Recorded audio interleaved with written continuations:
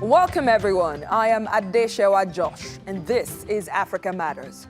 Tensions flare in the Eastern Democratic Republic of the Congo as residents accuse the United Nations peacekeeping force of failing to protect them from decades of violence. 22 million Kenyans have registered to vote in Tuesday's general election. But what issues are they focusing on as they head to the polls? And bakeries are closing in Africa's largest economy, Nigeria, as the price of bread and production costs soar.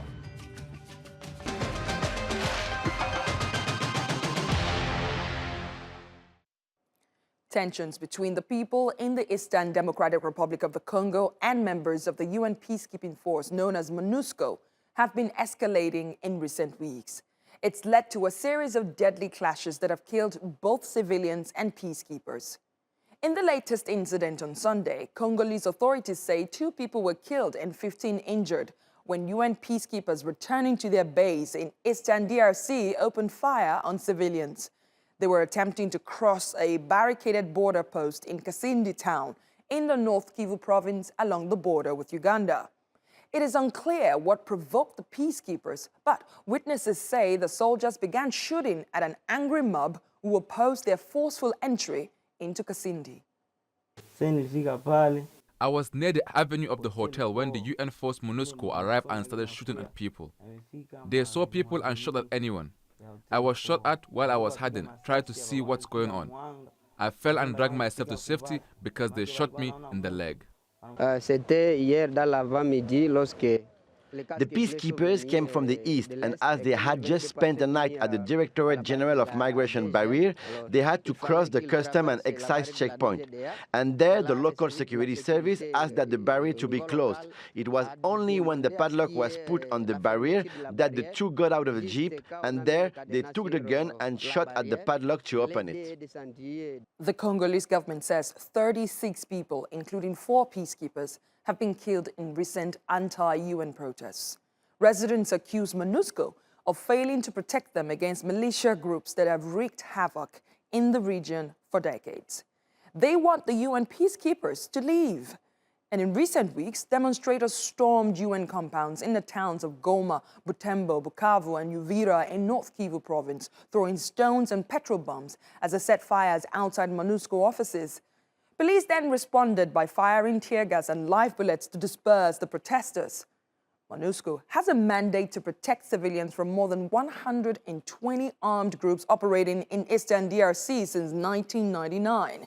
And despite being one of the largest and most expensive UN peacekeeping missions in Africa, Human Rights Watch says nearly 8,000 civilians have been killed by local militia in the past 5 years alone. And the recent spike in attacks from armed groups, particularly the resurgent M23 rebels, has proved to be the last straw for many residents. We, the population, are warning. MONUSCO should stop leaving our country. We have noticed that since they have been here, there has never been peace. That's why we say that we are tired of this MONUSCO. Let MONUSCO leave. We Congolese people will free ourselves. Our military and police are suffering. We do not want this MONUSCO in Congo because we will not continue to count the number of deaths of our compatriots killed every day. And yet there are armed groups that are here. There are foreign forces in the DRC, and MONUSCO is also killing us. No, we say no to this. I say no. The UN Secretary General Antonio Guterres says he's appalled by the violence meted out by peacekeepers on civilians and vowed to investigate alleged abuses on both sides together with Congolese authorities. Congolese authorities have asked UN spokesperson Matthias Gilman to leave the country, blaming him for stoking tensions that led to weeks of deadly protests. The government also says it will fast-track the withdrawal of MONUSCO forces initially scheduled for 2024. We regret the decision of the government of the Democratic Republic of the Congo to request a member of the UN peacekeeping mission, MONUSCO, its spokesperson, to depart the country. In line with the status of the UN under the charter of the organization, any concerns that governments may have regarding the actions of a member of MONUSCO should be raised directly with the mission leadership. Let's hear more from Michael Tshibangu. He's the president of the Association for Development in Congo. He joins me from Leicester, UK. Thank you so much for making our time to speak to Africa Matters. What do you think is fueling the protests and the anti-UN sentiments in Eastern DRC? It is a feeling of disappointment. You have a UN mission that has been in DRC for over 20 years, and people are not seeing change. They're not seeing the security situation improving. And more recently, the attacks of a rebel group called the M23, which has taken over the city of Bunagana, has only added oil into fire. And the people are fed up. They want to see the UN mission doing what it's supposed to do, which is to protect them, to help stabilize the country. Because they feel that billions of dollars have been spent for the UN mission, but so far the results are rather disappointing. Let me come in here. Is there a misconception about MONUSCO's mandate in the region? Because if it is the job or the mandate of MONUSCO to protect the civilians, and we're getting this kind of reaction because they don't feel protected, what then is the role of the government? The very reason why the MONUSCO is there is because the government is not doing its part. And we can't just look at it and say, okay, it's MONUSCO. But we also have to understand that MONUSCO has been invited because the government army has failed to protect the country, to protect the population. So, and it's been 20 years also. The army should, by this time, have been able to protect the population, but it's still not the case. So perhaps it is time to look at supporting more the Congolese army to ensure that they are up to standards rather than just saying it's MONUSCO. So you have there's faults on both sides. You have the MONUSCO that is failing, and you also have the government that is still not doing what it's supposed to do. In what ways would you say the MONUSCO is failing, though? Because its mission, in 2013, for example, a new brigade was created for MONUSCO. The special brigade is called, and giving the mandate to go and to forcefully disarm armed group. But since then, there's not been one armed group that we can say that has been disarmed by the special brigade, which was created to address the concerns of the people who were saying that MONUSCO is not doing much. So this is that problem. They're not seeing action on the ground in the sense that they are out there disarming people, protecting the population. If anything, the number of armed groups are multiplying, and this is cause for concern. Before I let you go, a similar situation played out in Mali, as you know. And people are now questioning whether UN peacekeeping missions, if it's been successful in Africa at all. If not, why not? I think, I wouldn't say they've not, I mean, historically, they've not been as successful in Africa. I think the main concern is that you have soldiers, but they're not really willing to fight that much. They're not. I don't think that those countries who contribute send the soldiers to go and die for other people. It's quite difficult for that. And you can imagine what the effect will be when you have soldiers, for example, for India or other country dying, and the political pressure that those governments will be under. So they tend to send forces that are there, but they're not really engaging as much in the fighting. And what is needed is people who are actually willing to go there, fight, and impose peace and stability. Not just be there and then be like a lukewarm sort of form that is sometimes attacking and other times sitting back and watching. And these are what causes the frustration, because people are seeing them with guns, but they're not using them as much to establish peace and stability. So they are concerned. They're saying, what are they doing here? Are they tourists? And so they get upset and act as we saw in recently in the east of Congo. Right. Michael Tshibangu, thank you so much for your thoughts. The president of the Association for Development in Congo. Thank you for joining us on Africa Matters. We have more stories coming up for you here on Africa Matters, including Among Nigerian in Kibera, one of Kenya's lands where residents have mixed opinions on whether to exercise their right to vote in the August 9th general election. And I'm Hilary Noruka.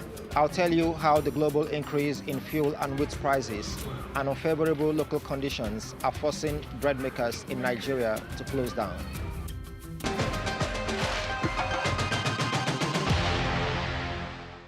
We go to Kenya next, where millions of people will head to the polls on Tuesday to vote for a new president. lawmakers, and local authorities. Voters are hoping that the new leaders will fight corruption and stem the rising cost of living. Many say they are also concerned about the state of their democracy, as Anne Masharia reports.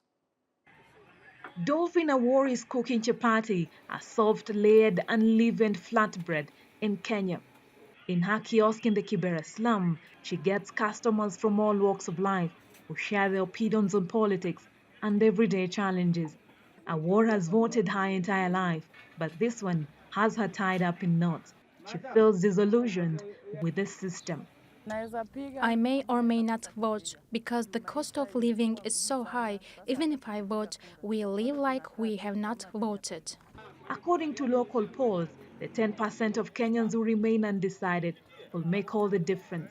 The outgoing President Uhuru Kenyatta has thrown his weight behind his long-term four-term political ally, Raila Odinga. His closest rival, Kenya's Deputy President William Ruto, says they represent political dynasties that have ruled the country for decades. While casting himself as a champion of the poor, hustlers were struggling to make ends meet. And foremost in the minds of voters is the skyrocketing cost of living. I don't see the price of maize flour reducing unless they add our salaries, and we don't know where that money will come from. With political temperatures at boiling point, candidates are working to get their share of the 22 million votes up for grabs, many targeting low-income areas like Kibera, where Kenyans turn out in large numbers to vote. Anne Masharia, Africa Matters, Nairobi. To Nigeria, and it's been a tough year for the bread business in Africa's largest economy. Increasing fuel and wheat prices, as well as an overwhelmed and crumbling national power grid, have seen bakeries closing down at an alarming rate. Hilary Noruka reports from Lagos. Until a month ago, this rundown space was a bakery. After 7 successful years, owner Olumuyiwa Adeniyi was forced to close it down.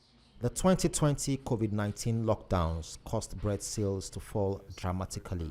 Then came the Russia-Ukraine war, which pushed up wheat and fuel prices. Diesel went up from 340 naira per litre to about 700. And in our bakery, most of our machines, our oven for instance, it uses a diesel burner. There is no electricity. We use diesel as well. We are running diesel generator about 16 to 17 hours a day. Adeniyi's business could no longer break even, and he's not alone. 2 bread makers' unions say at least 1,000 bakers around Nigeria have shut down their businesses this year alone. Those that remain are struggling to survive. The price of flour has increased by 50% in less than a year. The plastic bags the bread is sold in have quadrupled in the past 6 years, and power supplies are patchy at best. In July, bread makers across Nigeria closed up shop for a week to protest against the impossible market conditions. They're asking the government to scrap a 15% tax on wheat importation, reduce levies charged by regulatory bodies, and liberalize sugar importation, which is currently handled by only 3 companies. More than anything, the industry is crying out for tax relief. Why impose the 15% intervention? The bakeries are not getting any intervention from the government. The farmers are not getting any intervention. The millers are not getting any intervention. So why the 15%? Bread is a staple. And we are talking about very serious level of poverty in the country. So there are factors that are not within our control. But fiscal policy measures are within our control. Economist Muda Yusuf is also advocating for the relaxation of government controls on foreign exchange, making manufacturers less dependent on imports. So far, bread makers say the government has turned a deaf ear. As prices keep going up, bakeries just keep shutting down. Hilary Noruka, Africa Matters, Lagos. We head to Sudan, where importing goods has become challenging since the Sudanese pound sank against the US dollar. Like many others, the leather tanning industry depends on imported materials for manufacturing, and it now faces the risk of shutting down, as Sumaya Jaylan reports. Leather tanning is an important industry to Sudan, but Al-Muzammil Hamid says that many factories could soon grind to a halt. The industry has been hit hard by the COVID-19 pandemic, the military coup, and the plummeting Sudanese pound. There are several tanneries that Sudan depends on for leather exports. There are 4 big tanneries in Khartoum, 8 in Bahari, and 2 in Omdurman. Previously, Sudan's economy depended on leather exports, but since the coronavirus pandemic, leather exports have decreased. If things keep going at the same rate, lots of tanneries will be affected and will most likely stop operating. Sudan is rich in animal wealth, estimated at about 140 million heads of small cattle and camels, in addition to wild animals and reptiles. According to the UN Comtrade database, the leather industry contributes around $400 million annually to the state treasury. But it's currently only kicking in about $60 million due to a soft currency. 90% of the chemicals that are used for leather tanning are imported from abroad. That requires the use of foreign currency for the imports and creates pressure. If the situation improves and customs and other fees are reduced, then we can export leather. We can't compete in foreign markets. Excavations in Khartoum reveal working with leather has been carried out in Sudan since ancient times. But the cultural heritage has been going through a rough patch in recent years. We are working in our regular leather tanning process, working on crocodile, snake and cobra leather. We produce these products ourselves or give money to others to produce leather products for us. We make leather bags, wallets with verses from the Quran and drawings. These tanning industry experts are hoping Sudan's economic crisis can be quickly turned around before they're forced to shut their doors permanently. Sumaya Jaylon, Africa Matters.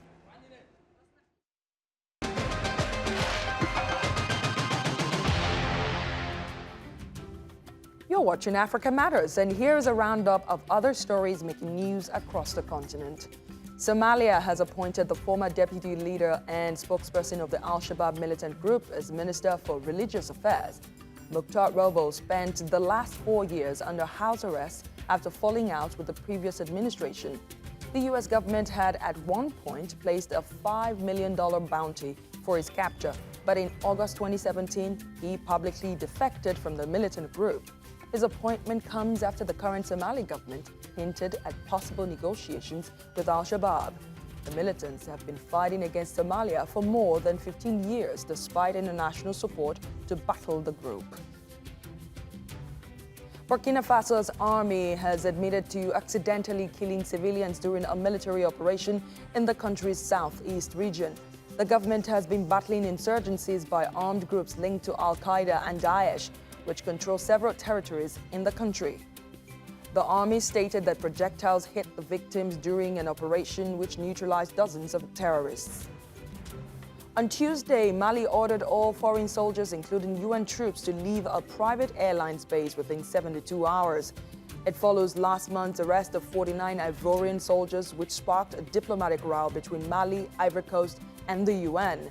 Mali's military junta claims they are mercenaries, and the private company's accommodation and reception of foreign soldiers poses an internal and external security risk for the country.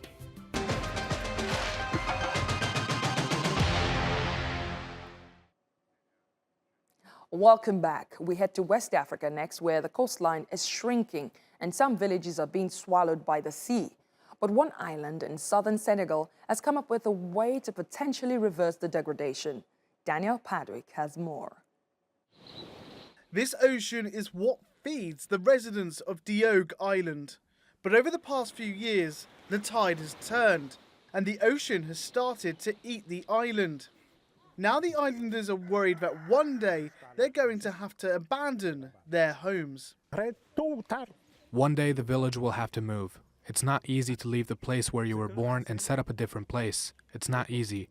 But one day it's going to happen. Maybe I'll be there to witness it. Or maybe not, but one of my sons will witness it. But there's still a ray of hope. Some students, with the supervision of their economics professor, have been trialling a new system to save the land. They're building groans to accumulate sand at the shores, and it's showing progress. On a stretch of beach measuring 1.5 kilometers, which we call the fishing dock, we're going to gain at least 30 meters on the entire fishing dock, because this is the results we had in the 2 previous places we already worked on. So we think it'll have the same effect here. When the beach moves forward and the sea recedes, we extend the structures, and I hope that by December we'll be able to do the first extensions to try to gain 50 meters. To be successful, the community has to put in the hard work, and the next generation will have to follow suit to continue to protect their beach. School children are already being educated about the problem. We can save the oak from coastal erosion as long as we have a follow-up committee. When a job is done, there needs to be a follow-up. Half of the economic activity of West Africa is generated in this degrading coastline, and almost a third of the population lives here. So Diogue is just one example of people coming together to help prevent coastal erosion. Daniel Padwick, Africa Matters. Staying in the region, we visit an artist in Ghana who has created a shared space that not only showcases contemporary art, but also serves as an education hub to inspire future generations. Adama Munu reports. 6 airplanes lined up in a field in northern Ghana. They're not scheduled for any flights. They're part of the Red Clay Studio, founded by renowned visual artist Ibrahim Mahama in 2019.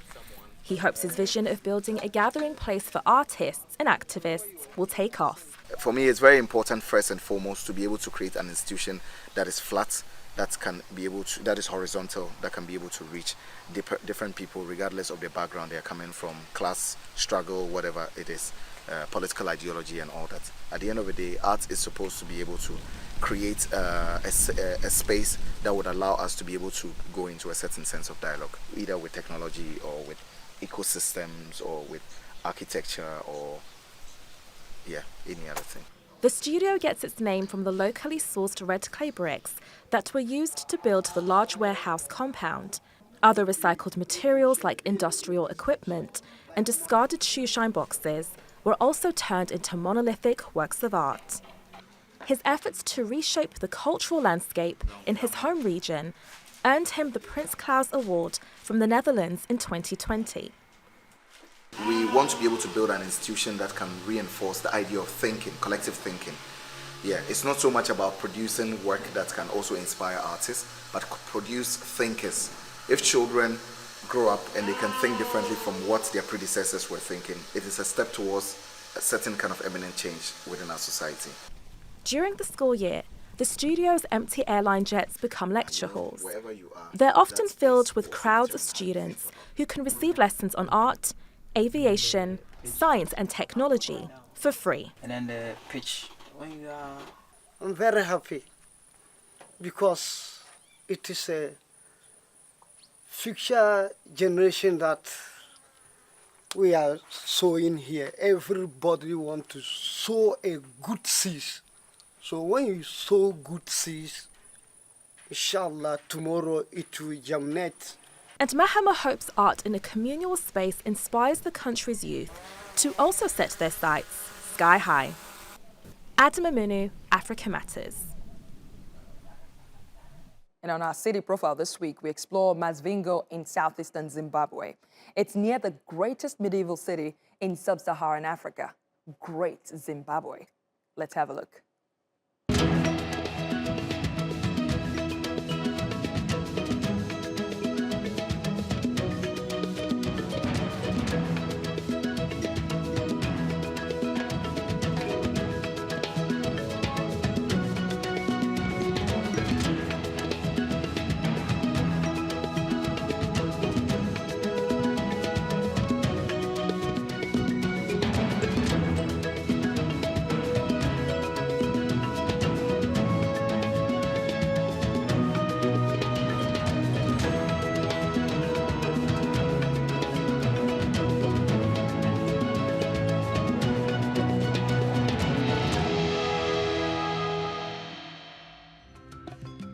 That's our show for this week.